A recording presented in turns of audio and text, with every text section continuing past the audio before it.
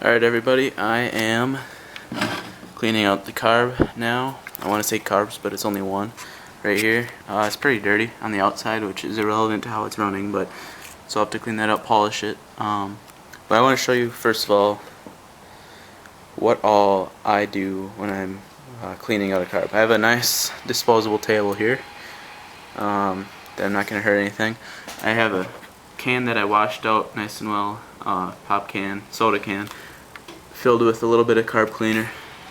Any carb choke cleaner works. Flashlight, various screwdrivers, we'll see if those all suffice.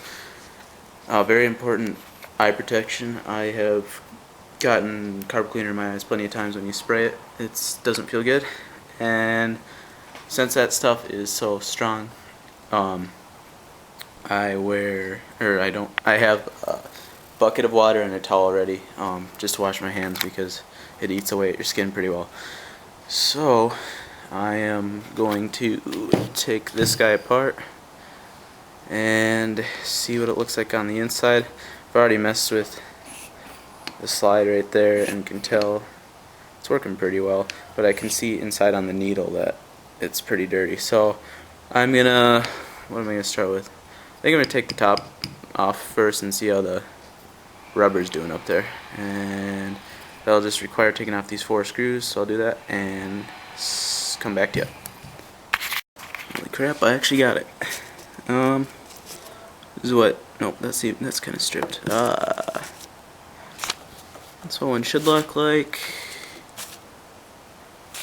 That's the dirty work I had to do on that guy. So, well, I got him. Normally when you take all 4 of them off, this cover will pop right off, but my guess is because it's so old it's probably kind of sealed. So let's see what happens when I pull it off. Springs should jump out at me. I might have to do some sort of prying here.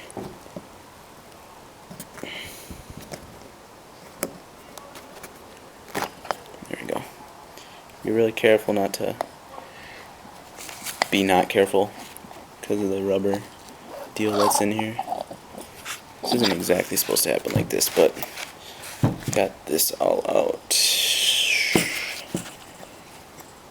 Gently pull back on the rubber here. There we go. Alright, let's look inside of here. Oh crap, that looks dirty. Something's been living in there. That's gross. Okay, well,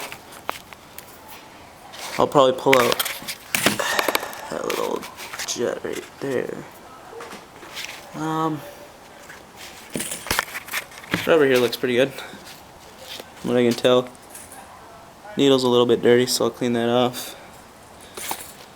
Alright, so I'm going to pull out this guy, probably wipe this down, maybe with some carb cleaner, make sure I clean it all out well so the rubber isn't affected later. That's about it, and I think I'll do that after everything's taken apart. So I'm going to take apart the float bowl now. There's the bottom here, and that's another 4 screws. So I'm going to do that real quick. Hopefully no problem. I haven't even pulled the float bowl off yet because I noticed all this crap falling out of out of here. And I was joking when I said something was living in here, but I'm thinking something might have been living in here. I don't know how to explain that. Alright. Okay, bolts are out, so I'm going to take this apart nice and gently.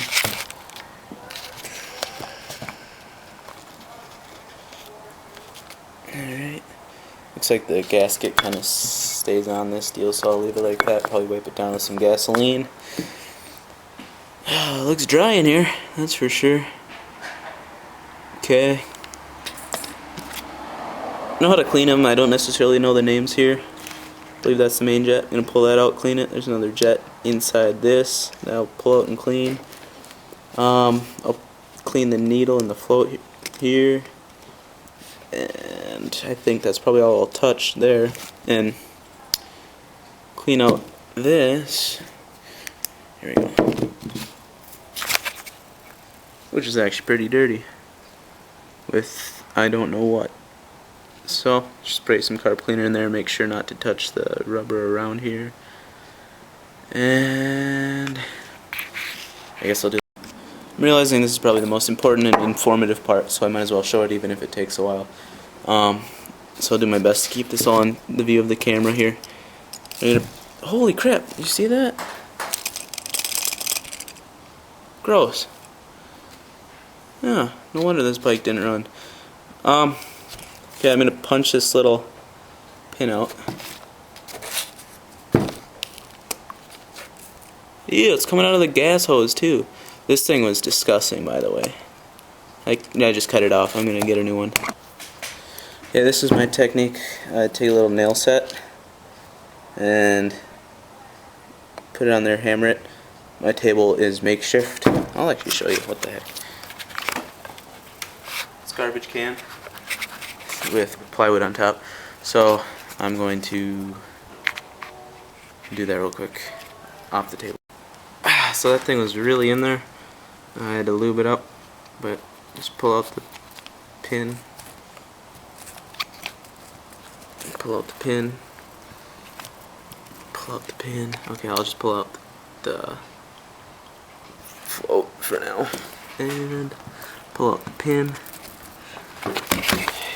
Like I was saying, you gotta pull out the pin. There we go.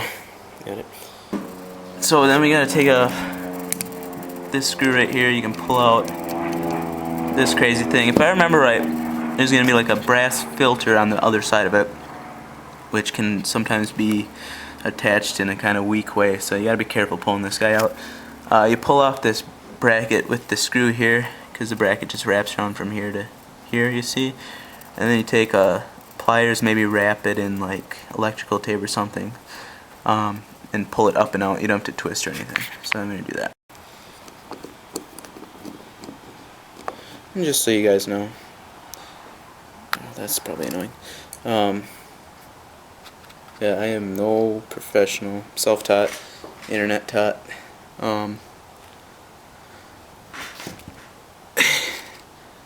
I've worked on my Yamaha rating, which has 4 carbs on it, twice. So that's 8 carb cleanings. My friend's 750 Yamaha with 3 carbs on it, so that's 3 more. And I think I've done my boat motor once, so I've done it, you know, just over 10 times. It gets easier and easier every time. The first time wasn't too bad, as long as I had internet help. Mr. Max Stories videos helped a ton. Just getting the confidence and kind of the know-how. And then I'd say I'm going to skip another step here, just so there's something going on in the video. Because I still got to pull this out. I'm going to pull this right now. Having a shop manual for your own bike is huge too. And so here's the main jet. I can see through it, but I'm going to drop it into the carb cleaning bucket anyways. I need a more stable table. Stable table. Okay.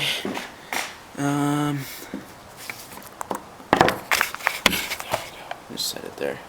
Wanted a higher view, but I think I'm gonna